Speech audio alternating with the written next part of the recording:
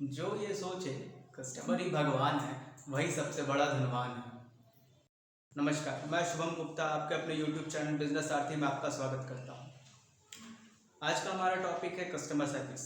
मैंने अपने पिछली वीडियो में आपसे प्रॉमिस किया था कि नेक्स्ट वीडियो में आपको 5 ऐसे टिप्स देने वाला हूँ जिससे आपके बिजनेस को ग्रो मिल सकेगा। ठीक है, so today is the day customer service. Customer service आखिर क्यों इतना इम्पोर्टेंट है, क्यों बड़े से बड़े बिजनेसमैन भी इसे फॉलो करते हैं, और मेरा ये मानना है ये एक ऐसी चीज़ है जो हर बिजनेसमैन को ये फॉलो करना चाहिए। इसकी ताकत इतनी है कि कोई भी बिजनेस को चढ़ा भी सकता है और उतार भी सकता है। बेसिकली कस्टमर सर्विस किसी भी बिजनेस का एक बैकबोन होता है। अक्सर हम ये सोचते हैं कि बिजनेस करने का मतलब क्या है कि आप प्रोडक्ट लेके आओ, सेल करा दो, कस्टमर से पैसे निकलवा लो, दैट्स इट। नहीं, अगर कोई बिजनेसमैन इस मेंटालिटी से काम कर रहा है तो उसका बिजनेस बहुत लंबे समय तक चलना बहुत मुश्किल है। या फिर कस्टमर उससे अक्सर नाखुश रहेंगे, कस्टमर उसके पास बार बार नहीं जाएंगे, और मार्केट में कंपटीशन इतना है कि लोग उसे पास शायद दोबारा कभी जाए ही नहीं। वहीं आप ये भी देखे होंगे कि कई सालों से, काफ़ी लंबे समय से, 10 साल 15 साल से एक ही शॉप से, चाहे वो ग्रोसरी हो या फिर कुछ कपड़े का दुकान हो या ज्वेलरी का दुकान हो, अक्सर वहाँ से आपके पेरेंट्स सामान खरीदते हैं। 10 में से सिर्फ एक ही दुकान होता है वो। तो आखिर उस दुकानदार ने ऐसा क्या किया कि हम इतने सालों से सिर्फ उसी दुकान में जा रहे हैं, और उसके पास जो हम एक कंफर्ट जोन देखते हैं, एक कंफर्ट जोन जो हमें मिलता है, वो शायद कहीं और हमें नहीं मिलेगा, इवन मॉल में भी नहीं मिलेगा। ये होता है कस्टमर सर्विस, कि उसने अपने कस्टमर के दिल में इतना जगह बना लिया है, इस तरीके से वो सेट हो गए हैं कि कस्टमर अगर कोई सामान सोच रहा है तो वो सिर्फ उसकी दुकान का ही नाम आ रहा है और किसी का नाम ही नहीं आ रहा है, कोई सेकंड पर्सन नहीं है। So basically customer service is very important, बहुत ज़्यादा इंपॉर्टेंट है। इसलिए मेरा आज का टॉपिक भी कस्टमर सर्विस है। सो स्टार्ट करते हैं। अगर आप हमारे चैनल पर नए हैं तो मेरे इस वीडियो को ज़रूर लाइक कर दीजिएगा, अगर पसंद आएगा तो चैनल को सब्सक्राइब कर दीजिएगा, बेल आइकन दबा दीजिएगा, और अब करते हैं start. Friends, my first point is personalized customer service. Personalized customer service as in कि कोई भी कस्टमर कुछ भी खरीदने जाता है ना, तो एक इमोशन के साथ खरीदने आता है। कुछ भी, मान लीजिए मेरे घर में बहुत बड़ा खुशी का दिन है, मैं बाहर निकला हूँ मिठाई खरीदने के लिए, मैं दुकान पहुँचा और दुकानदार ने मुझसे ख़राब तरीके से बात की, रोड वे में बात करा, मेरा पूरा मूड ख़राब कर दिया। मैं दोबारा उसके पास नहीं जाने वाला, वो दुकान मैंने छोड़ दिया। इवन मैं छोड़ा, मैंने अपने दोस्तों को भी मना कर दिया कि उसके पास से सामान मत लेना। तो उसने एक कस्टमर नहीं खोया, उसने कई कस्टमर खोए। वहीं मैं बहुत ज़्यादा परेशान हूँ, मेरे घर में कोई बीमार पड़ा है और मैं गया दवाई लेने मेडिकल शॉप। वहाँ मैं पहुँचा, उन्होंने मेरा प्रिस्क्रिप्शन देखा और मुझसे कुछ बातचीत की, कैसे हुआ, कितने दिन का बेड रेस्ट बोला है, ये सारी चीज़ें मुझसे थोड़ा बहुत बातचीत की। उसने 2 मिनट का मुझे टाइम दिया, बातचीत की और एक सलाह देके, दवाई देके मुझे वापस भेज दिया। मैं उससे कनेक्ट हो गया कि इस इंसान ने बिना कुछ भी एक्स्ट्रा रुपए लिए, बिना कुछ भी किए, बिना मतलब के मुझे एक सलाह दिया, मेरी परेशानी को समझा, मुझे समझा, मेरे कंडीशन को समझा, और उसके बाद मुझे एक सलाह दी। मैं उससे कनेक्ट हो गया, मैं बार बार उसके पास जाऊंगा, शायद हमेशा उसी के पास जाऊंगा मैं। सो आपको ये सबसे ज़्यादा ध्यान रखना है कि आपके पास अगर कोई कस्टमर आता है तो आप उसे कैसा फील करवाते हो। आप उसे जैसा फील करवाओगे, आप उसे जैसा ट्रीट करोगे, इन रिटर्न आपको भी उतना ही बिजनेस मिलेगा। उससे अच्छा ट्रीट करोगे, लंबा समय के लिए बिजनेस मिलेगा। नहीं अच्छे से ट्रीट कीजिएगा, शायद वो फर्स्ट एंड लास्ट हो उस कस्टमर का आपके शॉप पर। ठीक है, so my second point is, अक्सर इसे कहते हैं कूपन सर्विस या coupon offers, coupon discount, whatever. ये आपने बेसिकली कहाँ देखा है? बिग बाज़ार में देखा होगा या बड़े बड़े मॉल्स में देखा होगा। वहाँ पर क्या होता है कि आप सामान खरीदने जाते हो, सामान आप लेते हो, सामान लेने के बाद आपको एक कूपन पकड़ा दिया जाता है कि ये कूपन है और इसमें पॉइंट्स आ रहे हैं। ठीक है, अब आप क्या कर रहे हो, उस पॉइंट को बढ़ाने के लिए, उस पॉइंट को कंप्लीट करने के लिए कि मुझे 500 का पॉइंट कंप्लीट करना है, वो बार बार आप जा रहे हो उसी मॉल में, उसी बिग बाजार में, बार बार आप जाकर सामान ले रहे हो, वहाँ पे पॉइंट बढ़ा रहे हो। ये एक टेक्निक है, रिपीटेड कस्टमर बनाने का एक टेक्निक है कि वो उसने बिना कुछ किए एक कूपन आपको पकड़ा दिया और उस कूपन को आप उसके पॉइंट से सिर्फ कंप्लीट करने के लिए आप उसके पास बार बार सामान खरीदने जा रहे हो, उसका रेवेन्यू जनरेट हो रहा है, उसका बिजनेस ऑटोमेटिक बन रहा है। सो मैं ये कह रहा हूँ कि इसमें बहुत बड़ा कुछ इन्वेस्टमेंट नहीं है। आप अगर चाहें तो थोड़ा सा इन्वेस्ट करके आप भी ये चीज़ कर सकते हैं।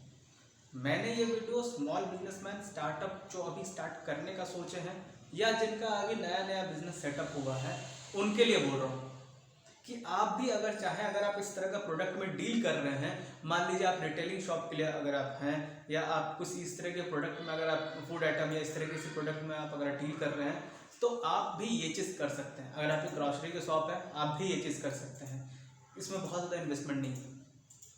सो my third point is festive season offers. इसमें एक छोटा सा कहानी है, मैं बताता हूँ आपको।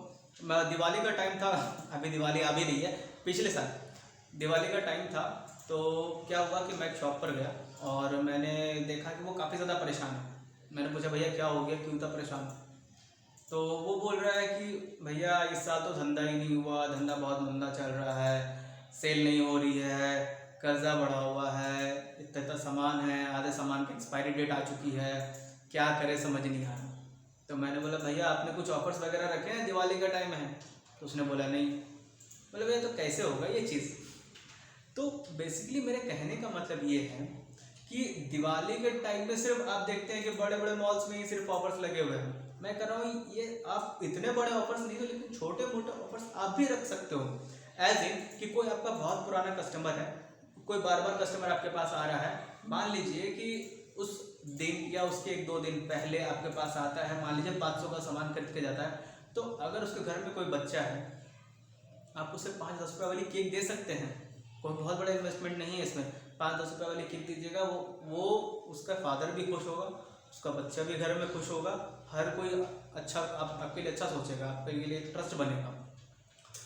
सेकेंड थिंग इज कि आप जब ये चीज़ कर रहे हो तो आपका जो वे ऑफ टॉकिंग है, आप उसे ये मत बताइए कि ये एक तरह से एहसान है, आप उसे दिए कि ये हमारे तरफ से गिफ्ट है आपके अच्छे के लिए, या हैप्पी दिवाली बोल के इस तरीके से आप कर सकते हैं, हैप्पी दशहरा बोल के इस तरीके से चीज़ें कर सकते हैं फेस्टिव के टाइम में।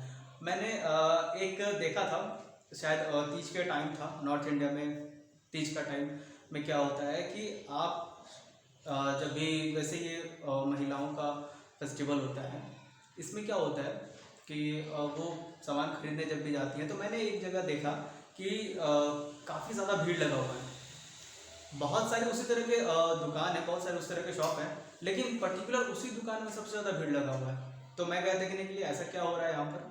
तो वहाँ पे क्या हो रहा है कि उन्होंने क्या किया, एक मेहंदी वाले को वहाँ पर शॉप के बाहर उन्होंने रखा और उन्होंने कंडीशन रखा कि जो कोई भी 1000 का सामान लेगा उसे मेहंदी फ्री ऑफ कॉस्ट बनवानी, मतलब लगवा सकते हैं वो फ्री ऑफ कॉस्ट। ये करके सिर्फ ये एक ऑफर से उस दिन पर्टिकुलर उस दिन उन्होंने 50,000 से ज़्यादा का बिजनेस किया। तो मैं ये बोल रहा हूँ ये बहुत बड़ा कुछ ऐसा नहीं है, ये बहुत कुछ भी इतना बड़ा चीज़ नहीं है, बस आपका सोचने और देखने का नज़रिया एक होना चाहिए कि आप किस तरीके से अपने बिजनेस को बढ़ा सकते हैं। And now it's time for 4 points. चौथा पॉइंट हमारा क्या है? चौथा पॉइंट है क्वालिटी एट गुड प्राइस। ये मैंने अक्सर देखा है कि इंसान को क्वालिटी प्रोडक्ट चाहिए होता है, इंसान को क्वालिटी प्रोडक्ट चाहिए होता है, लेकिन उसके लिए जो उसने पैसे देने पड़ते हैं ना, वो बहुत ज़्यादा देने पड़ते हैं। अक्सर वो क्वालिटी प्रोडक्ट इंसान के पॉकेट से काफ़ी ज़्यादा होता है। इस चीज़ का गलत फ़ायदा उठाते हैं कंपनीज और कुछ दुकानदार वाले। मैं ये नहीं बोल रहा हूँ आप कमाइए मत, मैं ये भी नहीं बोल रहा हूँ कि आप किस तरह का नुकसान सहिए, मैं सिर्फ इतना बोल रहा हूँ कि अगर हम उस क्वालिटी प्रोडक्ट को किसी तरीके से इंसान के पॉकेट के साइज़ के आसपास अगर हम ले आएँ तो आपका बिजनेस मान लीजिए कि 1 लाख का हो रहा है, मे बी उस मंथ या उस टाइम से वो बिजनेस 10% या 20% इंक्रीज कर जाए। इट माइट बी पॉसिबल, और ये होता हुआ देखा है काफ़ी बार। सो आप अपने प्रोडक्ट का क्वालिटी, गुड क्वालिटी प्रोडक्ट्स का मार्जिन भी कुछ इस तरीके से आप सेट कीजिए कि आपका ना तो नुकसान हो और ना ही कस्टमर के साथ कुछ इस तरीके से हो जाए कि मेरे मन तो है लेकिन ये इतना ज़्यादा महंगा है कि मैं इसे अफोर्ड नहीं कर सकता हूँ। ठीक है। So my fifth point is return policy. अब ये रिटर्न पॉलिसी में क्या है कि मैंने काफ़ी बार देखा है कि सामान खरीदने पहुंचता है, कस्टमर सामान लेके आता है, घर पता चलता है ये सामान तो लेना ही नहीं था, ये मैंने कुछ सामान एक्स्ट्रा खरीद लिया। अब वो वापस रिटर्न करने जा रहा है और दुकानदार बोल रहा है नहीं मैं तो रिटर्न नहीं कर सकता, या वो बोल रहा है इसके बदले कुछ आप एक्सचेंज में दूसरा सामान ले लीजिए। अब वो इंसान ऑलरेडी एक्स्ट्रा सामान लेके आया और उसके बदले वो कुछ और एक्स्ट्रा सामान लेके जा रहा है, कहीं से लॉजिकल नहीं है। या उसने डायरेक्ट ही मना कर दिया कि नहीं मैं तो रिटर्न नहीं करने वाला। अब वो उस इंसान का मन टूट गया कि मेरे पैसे इतने फालतू चले गए। तो what you can do is कि आप उससे आप सामान ले सकते हो, उससे रिफंड कर सकते हो, इसमें आपको कोई लॉस नहीं होगा। आपका अगर आप व्यवहार अच्छा रखिएगा, उसे अच्छे से ट्रीट कीजिएगा ना, तो इसमें कोई लॉस नहीं है और शायद इससे ज़्यादा बिजनेस आप कर पाए। वो सेल तो होगी लेकिन आप अगर कस्टमर को खुश रखिएगा ना तो कस्टमर उससे ज़्यादा बिजनेस ला के देगा आपको। एक कहावत है कि एक सेटिस्फाइड कस्टमर आपका सेल्समैन भी होता है, आपका प्रमोटर भी होता है, एडवर्टाइजर भी होता है। और आज के टाइम में customer service is the new marketing. So मैंने बोला था 5 पॉइंट्स, बट मैं आपको एक पॉइंट और बोनस पॉइंट दे रहा हूँ। बोनस पॉइंट इसलिए मैं दे रहा हूँ क्योंकि मेरा चैनल नया है, जस्ट जो का पार्ट। सो मैं आपको एक और बोनस पॉइंट देने वाला जो मैंने लाइव एक्सपीरियंस किया है।